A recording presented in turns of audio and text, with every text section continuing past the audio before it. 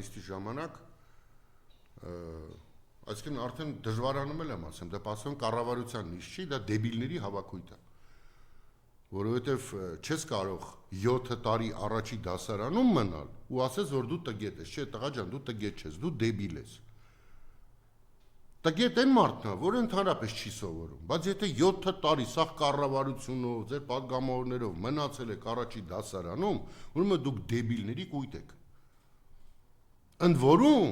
շատ ավելի դաժան է ձեր բերանից այդ հնչեցածը, որովհետև ամբողջ աշխարհի մոտ դուք հայտարարում եք, որ Հայաստանի Հանրապետությունը ղեկավարվում է դեբիլների կողմից։ Հիմա դրանից ես ինչ, ես չեմ հասկանում։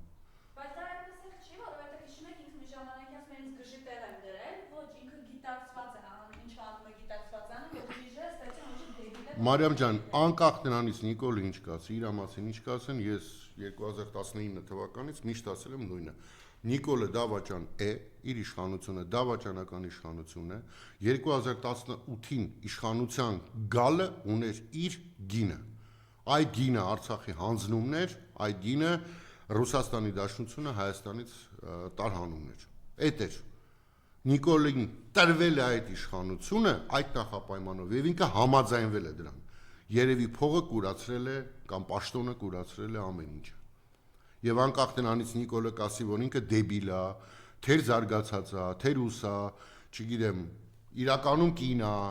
ինչ ուզում է ասի, ինքը առաջի հերթին հայ ժողովրդի թշնամին է։ Միշտ այդ բառը օգտագործում, որովհետև ռուսերեն ամենադիպուկն է հնչում, վրագ գասուդարստվը։ Այ դա է Նիկոլը։ Անկախ նրանից ինչա ներկայացնում։ Հիմա էլ իմ համար ակնհայտ է, հա, ինքը պատրաստվելով հերթական կամ արտահերթ ընտրությունների մարդկանց մեջ տարածում է հետևյալ գաղափարը։ Արդ ես մեղք եմ, այս կողքերս էլ սաղ դեբիլ են, փորձում եմ այս դեբիլներին բան անեմ, սովորացնեմ, որ ձեզ լավ ղեկավարենք, ժողովուրդ ջան։ Այդ է, իր բանը շատ հասկանալի է, կրկին տեխնոլոգիաները օգտագործում եւ իրոք շատ ցավալի է, որ դեռևս մեր ժողովրդի մեջ կան ինչ-որ մարդկանց մի զանգված, որ այս դեբիլներին ընդհանրապես հավատում։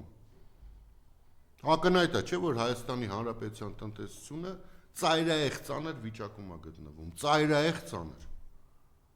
Ակնհայտ է, չէ՞ որ այդ հարկերի բարձրացումները, հարկայինի կողմից տերորի ենթարկելը բիզնեսներին, ինչի է դա արվում, որտեղ պետական բյուջե այլևս չեն կարող լցնել։ Չի ստացվում։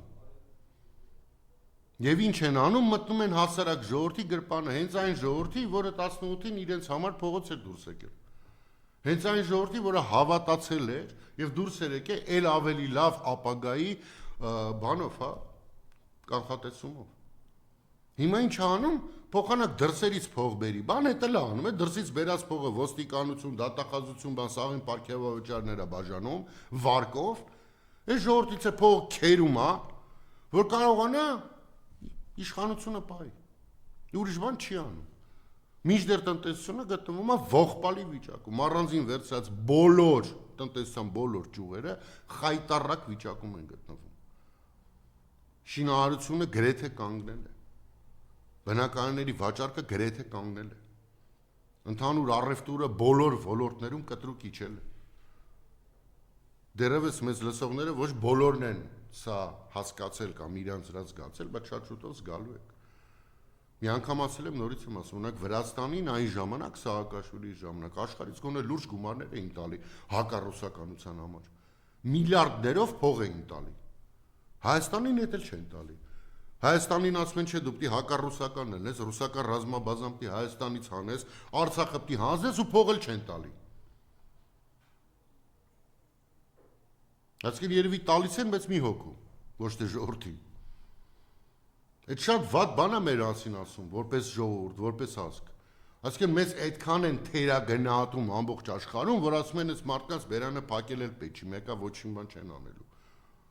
Այդ դրա մասին է խոսում։ Եվ մենք իհարկե պետք է բոլորովս ամեն մեկը իր տեղում պայքարենք այս ամեն ինչի դեմ։ Մեկը վերլուծելով, մեկը, չգիտեմ, հարևանի հետ խոսելով, մեկը բարեկամին հեղաշրջելով դեպի իրական Հայաստան։ Ընդ որում գիտեք, հիմա երբ որ ես ասում իրական Հայաստան, մարդիկ կարծում են, որ Նիկոլի իրական Հայաստանի մասին եմ խոսում։ Դա էլ հայ չէ, այս մեր քաղաքական դաշտը անընդհատ ինչ-որ բառեր է փչացնում։ Իրական Հայաստանը շատ լավ բան է։ Շատ լավ, բայց այդ իրական Հայաստանը հաստատ Նիկոլի պատկերացած Հայաստանը չէ։ Ունեցել ենք այդ իրական։ Մենք ունեցել ենք իրական Հայաստան, իրական Արցախի հանրապետությունով։ Մենք ունեցել ենք դա։ Եվ հիմա հայտնվել ենք այդ վիճակում փակագծերի մեջ իրական Հայաստանի մասին խոսացող ինչ-որ շիզոֆրենիկ դավաճանի պատճառով։ Սա փաստ է։ Դրանք բոլորը փաստեր են։ Հիմա մի բան, որ անդրադարձել եմ երեք այլ հարցազրույցի ընթացքում, բայց այստեղով էլ շատ կուզենամ ասել, տեսեք, տեղի են ունեցել ընտրություններ Գյումրիում եւ Փարաքյարում։ Բայց մինչև դրան ասները Պապարդանյան, ամեն դեպքում այդ որ ասում են ենք տգետ են, բան չէ, որ տիկինը հիմա տգետների դեմ արշավ է սկսել, մտվել նորաձև է արշավ է սկսել, օրինակ երեք ասում են ինչու ինքը չի զբաղվում։ Տես,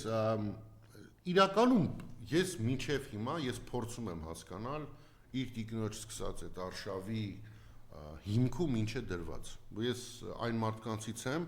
որ կուրորեն համոզված եմ, որ այդ ընտանիքում որևէ բան պատահականորեն չի արվում, որևէ բան։ Թե ինչու է Աննան սկսել այդ արշավը, չգիտեմ, թե սատանայի մտքում ինչ է հղիացել այս անգամ, չգիտեմ։ Բայց քանի որ ըստ իս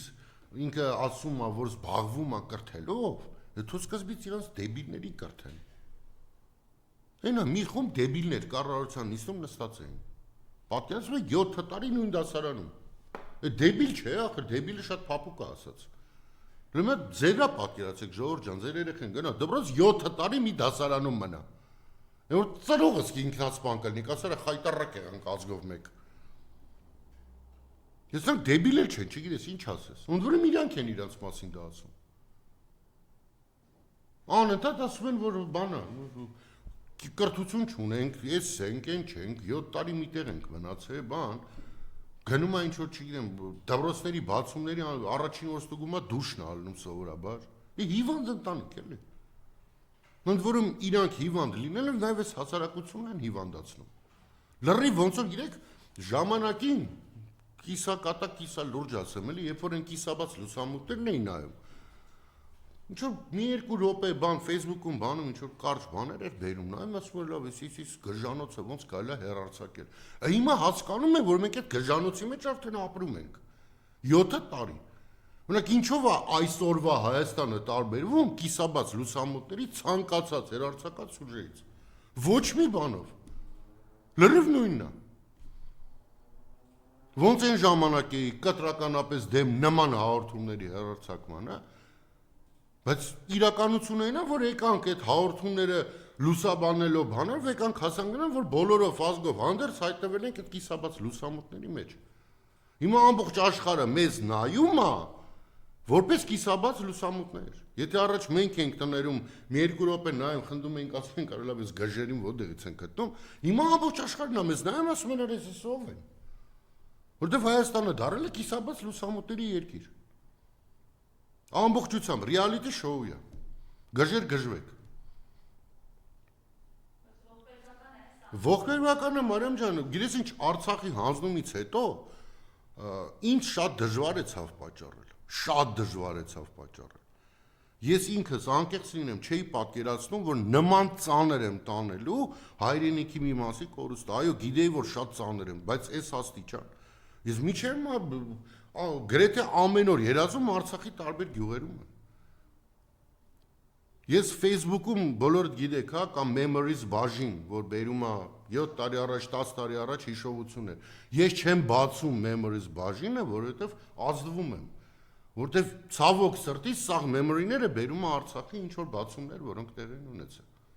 Ուղղակի չեմ բացում։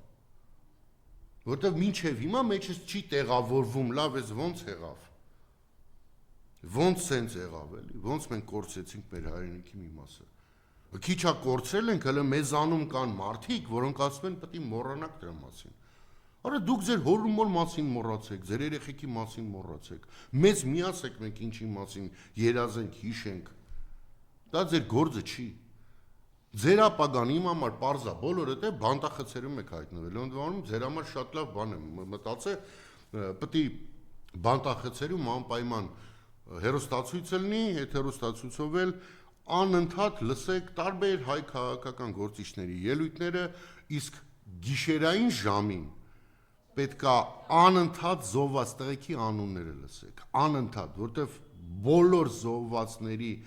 արյունը ձեր ուսերին է, բոլորի անխտիր։ Դուք եք բերես չարիքը երկրի գլխին հասցրել։ Դուք եք արել այնպես, որ 150,000 արցախցի